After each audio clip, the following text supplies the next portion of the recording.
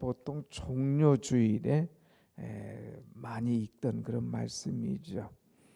종료주일. 이제 예수님께서 십자가를 지시기 위해서 예루살렘에 입성하시는 그런 이때입니다. 자, 예루살렘에 예수님께서 가까이 가셨다고 그랬는데 유대의 남자들은 보통 1년에 서너 번씩 예루살렘에 꼭 올라가게끔 되어 있습니다. 특별히 교회의 절기, 이 명절이 되면 이제 예루살렘에 올라가죠. 예수님도 이제 그 공생의 시작하기 전까지는 그냥 유대의 남자로서 이렇게 1년에 이 전례에 따라서 올라가셨을 거예요. 그런데 특별히 오늘의 이 예루살렘에 올라가신 것은 아주 공개적이고 공식적으로 자기를 만천하에 이제 드러내면서 입성하시는 그런 모습을 볼 수가 있습니다. 오늘 예수님께서 이 예루살렘에 올라가실 때에 오늘 보면 세 가지 특별한 일이 있습니다. 첫째는 이제 주님께서 제자들에게 말해요. 너 맞은편 마을로 가라. 거기 가면 아직 아무도 타보지 않는 나귀 새끼가 있다. 그것을 끌고 오너라. 만일 주인이 이거 왜 끌고 가느냐 묻거든 주가 쓰시겠다고 말해라. 그러면 이제 그렇게 할 것이다 얘기를 하죠. 자, 그래서 이제 제자들이 가서 봅니다. 보니까 정말 나귀 새끼가 있어요. 그래서 주인에게 얘기합니다. 이거 주님께서 쓰시겠다 이렇게 이야기합니다. 그럴 때에 그렇게 하시라고 허락을 하죠. 그래서 이 나귀 새끼를 끌고 와서 주님을 이제 그 나귀 새끼에 태웁니다. 그럴 때 사람들이 와서 이 겉옷을 자기의 겉옷을 벗어서 이제 쭉 깔아 놓는 거예요. 그리고 또 이 주님이 예루살렘 입성하실 때 호산나 호산나 다윗의 자손이여 하면서 환영하는 이 모습을 보게 됩니다. 오늘 우리는 이 사건을 통하여서 이 세 가지를 한번 보려고 합니다. 첫째는 나귀 새끼를 드리는 사람. 나귀 새끼를 드리는 사람. 주께서 쓰시겠다고 말씀하실 때에 자신을 드리는 그런 사람을 보게 되지요. 오늘 여러분 우리가 인생을 살면서 주님께서 나를 쓰시겠다 이렇게 말씀하실 때에 즉시 나를 주님 앞에 드릴 수 있는 그런 이 믿음의 사람이 얼마나 있느냐 하는 것입니다. 어제 우리가 다니엘 기도 이틀째 봤잖아요. 김성재 선교사님 참 그 개척할 때나 또 빈민촌 들어갈 때나 또 필리핀 가서 그 어려운 지역에 가서 선교할 때나 주님께서 쓰시겠다 할 때에 자신을 내어드리는 그 모습, 병들었지만 가난했지만 아무런 이 준비가 되어 있지 않지만 주님께서 쓰시겠다 할 때에 자신을 승낙하고 내드리는 그 모습이 참 아름답지 않았습니까? 여러분 오늘 우리는 주님께서 나를 쓰시겠다고 말씀하실 때에 과연 나는 주님 앞에 나를 드릴 수 있는 그런 존재인가? 쓰시겠다고 말씀하실 때에 승낙을 할 수 있는 그런 사람인가 하는 것을 생각해 봐야 됩니다. 우리가 찬송은 가끔 보면 잘하잖아요. 내게 있는 모든 것을 아낌없이 드리네. 내게 있는 모든 것을 아낌없이 드리겠다 하는 찬송을 하잖아요. 또 우리의 찬송가 보면 나의 생명 드리니 주여 받아 주소서. 주여 나의 생명 주님 앞에 드리니 주여 받아. 그런데 실제로 생명 내놔 하면 주님을 위해서 그 내놓을 사람이 몇이나 있나 이거예요. 주님 앞에 주님께서 내게 있는 모든 것 아낌없이 드리네 하는데도 주님께서 내놔 하면 그거 얼마나 아낌없이 주여 쓰시옵소서 하고 드리겠느냐 이거예요. 오늘 우리는 아낌없이 주님 앞에 드릴 수 있는 믿음의 사람이 될 때에 주께서 우리를 기뻐 받으실 줄로 믿습니다. 아멘. 여기 보면 낙이 새끼라고 그랬어요. 그것도 아무도 타보지 않은 낙이 새끼. 아무도 타보지 않은 새끼. 뭐 한번 조금 뭐 억지게 예지만 여러분 아무도 타보지 않은 새 차를 딱 가져왔어요. 그거 좀 타봅시다. 아니 그거 좀 저 좀 주십시오 하면은 선뜻 내드리겠습니까? 쉽지가 않잖아요. 아무도 타보지 않은 낙이 새끼. 나에겐 소중한 거예요. 나에게 귀한 거예요. 그런데 주님께서 원하실 때에 나를 드릴 수가 있겠는가 하는 것입니다. 지난주 2주 동안 그리스 선교를 다녀왔지 않습니까? 근데 그 선교 나갈 때에 거기서 이 그리스에서 25년간 선교했던 목사님을 모시고 갔어요. 워낙 지리적으로도 잘 알지만 특별히 헬라어에 능통하시기 때문에. 그래서 보니까 20대 중반에 그리스에 간 거예요. 거기서 언어를 배우고 이 선교를 하고 특별히 이 집시 선교.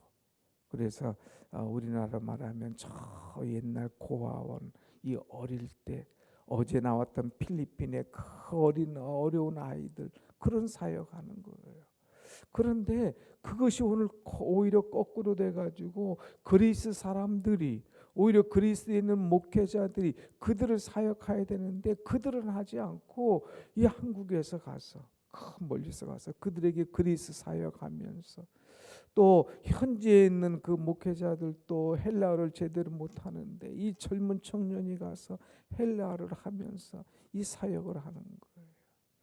참 그 지금 근 60대가 됐죠. 25년 사역하고 또 한국에 와서 10년 동안 개척하고 또 같이 갔는데 아주 뭐 이 그리스 헬라어가 능통한 거예요.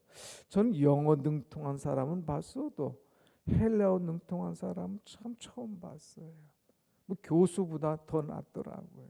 뭐 척척척척하고 하는데 얼마나 역사와 정치와 경제와 문화에 아주 해박한 좀 솔직히 아깝더라고요. 이런 지식을 가진 분이 왜 한국에 와 계실까? 거기서 계속 사역을 하셔야지. 근데 그분이 어차피 이제 한국에서 초빙이 있어서 왔기 때문에 조금 하고 마무리하시면 또 가시겠다 하는 거예요. 근데 무슨 말씀을 드리려고 하냐면 젊었을 때에 쓰시겠다 할 때에 아낌없이 자기를 내어 드리면서 25년간 이 그리스에 가서 사역을 하신 거예요. 젊었을 때에. 여러분 우리는 한 살이라도 젊었을 때에 주님 기뻐하신 일을 할 수 있는 것, 내가 건강할 때에 주님 쓰시겠다고 하면 나를 드릴 수 있는 것. 그렇다고 해서 뭐 다 몽땅 집을 나가고 재산을 팔아서 주님 앞에 드리라는 것 아니잖아요. 낙이 새끼, 이 새끼예요. 작은 거예요. 아직까지는 뭐 큰 자기 전 재산은 아니에요. 주님이 나의 시간을, 나의 성품을, 주님께서 나의 물질을, 주님께서 나의 시간을 원하시면 얼마나 내가 드릴 수가 있겠는가 하는 것이죠.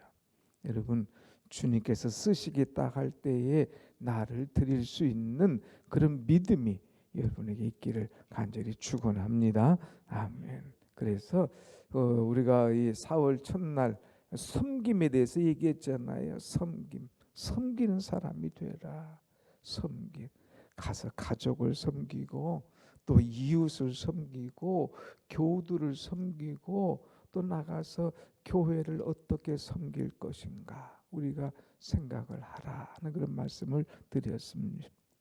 우리는 주님 앞에 정말 주께서 나를 쓰시겠다 할 때에 나를 내어드리면서 아낌없이 섬기고 주 앞에 헌신할 수 있는 그런 믿음, 그런 마음이 우리에게 있어야 되겠다고 하는 거예요.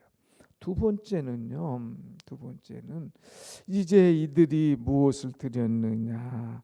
7절 말씀 보면 나귀 새끼를 예기숫게로 끌고 와서 자기들의 겉옷을 그 위에 얹어 놓음에 예수께서 타시니. 또 8절 많은 사람들은 자기들의 겉옷을 또 다른 이들은 들에서 벤 나뭇가지를 길에 펴며 그랬어요. 예수님께서 나귀 새끼를 딱 가져와서 타시려고 할 때에 거기에 제자들 이제 와서 자기들의 겉옷을 벗었습니다. 그리고 예수님의 말 타시기 좋도록, 일반 말을 타면 안장 같은 게 있잖아요. 이렇게 타기 좋도록 또 이제 좀 아프지 않도록 이렇게 완장을 올려놨는데 그 안장이 없다 보니까 겉옷을 딱 올려놓는 거예요. 또 그것을 본 사람들이 자기 겉옷을 벗어서 쭉 길에다가 펴고, 또 어떤 사람은 이제 들에서 벤 나뭇가지를 길에 펴는 거예요. 겉옷을 벗었다, 길에 편다. 이것은 무슨 말이냐면은 존경한다 하는 표시. 존경. 예수님께서 예루살렘에 오실 때에 내가 예수님을 존경합니다. 그래서 나의 겉옷을 벗어 드립니다. 그리고 그것을 길에 펴니다 하는 이런 뜻입니다. 여러분, 정말 여러분 예수님을 존경합니까? 예수님을 존경하면 우리가 못 벗을 것 없어요. 겉옷도 벗고 또 원하시는 것을 벗어서 드릴 수 있는 그런 마음이 우리에게 있어야 된다고 하는 것이죠. 이들은 그래서 예수님 정말 사랑하고 존경하는 마음으로 주께서 쓰시겠다 할 때 드릴 뿐만 아니라 겉옷을 피는 그런 이 마음이었다는 거예요. 세 번째는 여기에 있는 사람들은 어떤 일을 했느냐. 오늘 9절 10절 말씀 보면 앞에서 가고 뒤에서 따르는 자들이 소리 지르되 호산나 찬송하리로다. 찬송했어요. 찬송. 이제 나귀를 가져왔어요. 겉옷을 폈어요. 나귀 타고 예수님 가실 때에 앞에서 가고 뒤에서 따르면서 호산나 호산나 하면서 찬송했어요. 그러면서 뭐라고 찬송합니까? 찬송하리로다. 우리 조상 다윗의 나라여 가장 높은 곳에서 호산나 하더라 그랬습니다. 이 호산나라고 하는 말의 뜻은 우리를 구원하소서라는 말이에요. 다윗의 자손이여 우리를 구원하소서. 구원. 여기서 이제 다윗의 자손, 다윗의 나라여 이렇게 부른 것은 이제 다윗 때에 참 하나님의 나라가 얼마나 아름다웠습니까? 그 아름다웠던 옛 조상의 그런 재건, 그럴 때 영화, 그런 나라가 이 땅에 빨리 오게 하여 주옵소서. 우리가 로마 압제하에서 지금 힘들고 피곤한데 이 땅이 그런 자유함과 번영이 빨리 오게 하여 주옵소서 하면서 이제 다윗의 나라여 그랬습니다. 또 가장 높은 곳에서 호산나 했어요. 이거는 옛날 이집트 왕국에 있을 때에 그들이 다 하나님께서 바로 왕국 속에서 해방시켜 줬지 않습니까? 하나님 이 로마로부터 빨리 해방시켜 주셔서 자유함을 얻게 하여 주옵소서. 예수님은 왕이십니다. 왕으로 오셔서 이 땅을 해방시켜 주옵소서. 우리를 자유롭게 하여 주옵소서 하면서 호산나 찬송한 거예요. 그런데 예수님이 왕으로 오신 것은 분명해요. 예수님이 오실 때 호산나 찬송하는 것은 참 좋습니다. 근데 조금 다르게 본 거예요. 예수님은 정치적인 왕으로 온 것이 아니라 메시아로 오셔서 이 마귀와 악한 것을 깨뜨리는 승리의 왕으로 오신 거예요. 예수님은 또 겸손하게 낙이 타고 오신 겸손의 왕으로 오신 거예요. 예수님 평화의 왕으로 오셨는데 이들은 정치적인 왕, 경제적인 왕으로 조금 잘못 보고 이제 예수님을 환영하고 박수하는 것을 보게 됩니다. 아무튼 이들은 예수님을 환영했어요.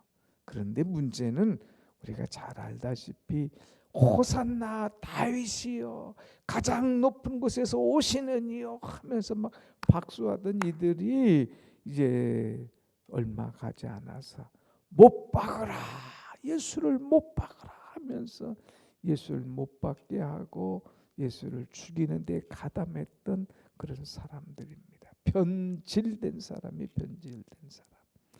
여러분, 우리가 신앙생활하면서 변질되지 않도록 끝까지 한 마음으로 가는 것 얼마나 중요합니까?